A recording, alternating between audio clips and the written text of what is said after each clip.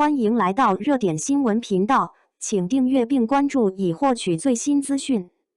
2025诚意年，压轴的英雄志到底藏着啥？诚意英雄志，那束不合时宜的光，还要让我们等多久？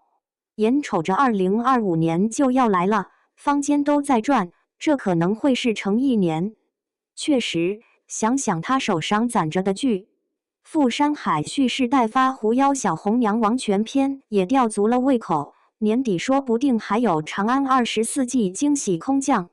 这位前2年存货不多的演员，似乎真要一口气迎来大爆发，粉丝们摩拳擦掌，简直要过年了。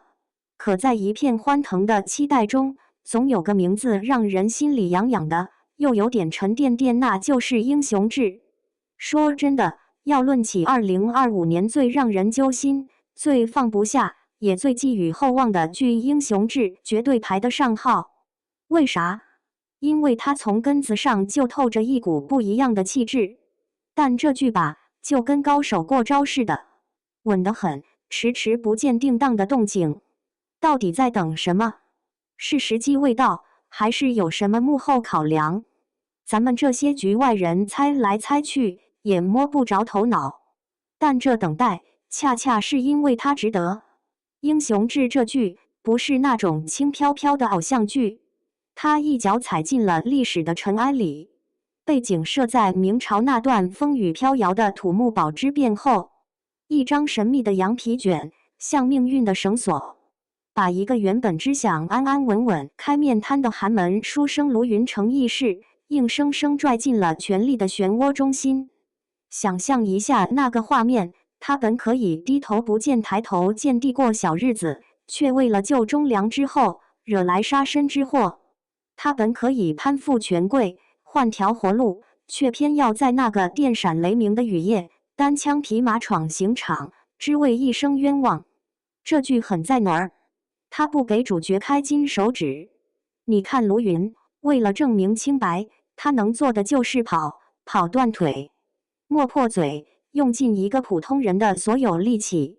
可到头来呢？当权者一句轻飘飘的真相不重要，就能把他的所有挣扎碾得粉碎。那种无力感，那种小人物对抗庞大机器的绝望，隔着屏幕都能让人心头一紧。这不就是现实有时会露出的獠牙吗？而英雄志的格局远不止卢云一人，他有关海云远4大主角，杨素官正叶城市的深沉如箫，带着点人生长恨水长东的悠远；秦仲海萧顺尧式的豪迈四股，是关东大汉雷响的那种苍凉又带劲；武定远王千源式，虽然原文没提演员，但加上更完整的直接像唢呐，是黄土地上最嘹亮也最接地气的那一嗓子。而卢云成义士就是那把二胡，欢快时能逗你笑，悲伤时能惹你哭，看似清高，骨子里却透着一股子亲近。这4个人随便拎一个出来，都是响当当的英雄好汉，但把他们放在一起，用命运的丝线缠绕，那才叫真正的英雄志，一部荡气回肠的叙事史诗。咱们今天先不聊杨素官有多帅，秦仲海有多猛，武定远有多浑，就单掰扯卢云身上的那点光。这剧最戳我的一点，是他把卢云塑造成了一个时代的病人。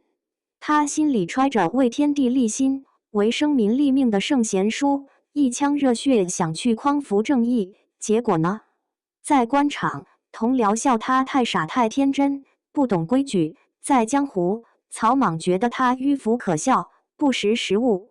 卢云那股子轴劲儿，那份坚持，在那个黑暗沉沦的时代背景下，显得那么格格不入，那么不合时宜。他心中有光，眼里也有光，但这光太微弱，反而映衬得周围的黑暗更加刺眼。我突然觉得，卢云的这种倔，这种不合时宜，跟程毅本人是不是有点奇妙的呼应？你想想，在这个光怪陆离、追名逐利的娱乐圈里，程毅似乎也总带着点不合时宜的味道。明明演技摆在那儿，却闷头拍戏10几年，不争不抢，没什么花边新闻，也不热衷于炒作自己。他好像就守着自己那份初心，用作品说话。当别的明星想方设法雇粉割韭菜的时候，他反倒提醒粉丝要理性消费。当流量和资本可以轻易换来捷径时，他宁愿选择沉淀，去钓鱼，去喝茶，也不轻易下海。正是这份不合时宜的清醒和坚持，让他没有在喧嚣中迷失，反而一步一个脚印，凭着一部部扎实的作品杀出重围，让诚意出品渐渐成了品质的某种保证。那么，英雄志究竟会呈现一个怎样的故事？卢云又会是怎样一个触动人心的角色？现在下定论还为时过早。等他真正揭开面纱的那一天，我们每个人心中都会有自己的答案。或许就像剧里说的那样，光明越亮，照见的黑暗越深。英雄志想做的，可能不是给我们描绘一个完美的乌托邦江湖，而是通过卢云的血性，他的脆弱，他的挣扎与坚守，让我们在感叹唏嘘之余，也能找回一点直面现实的勇气和力量。所以，再等等吧，好饭不怕晚，好剧值得期待。这束不合时宜的光，终究会穿透迷雾，照亮屏幕前我们的眼睛。只希望它不要让我们等得太久，太久。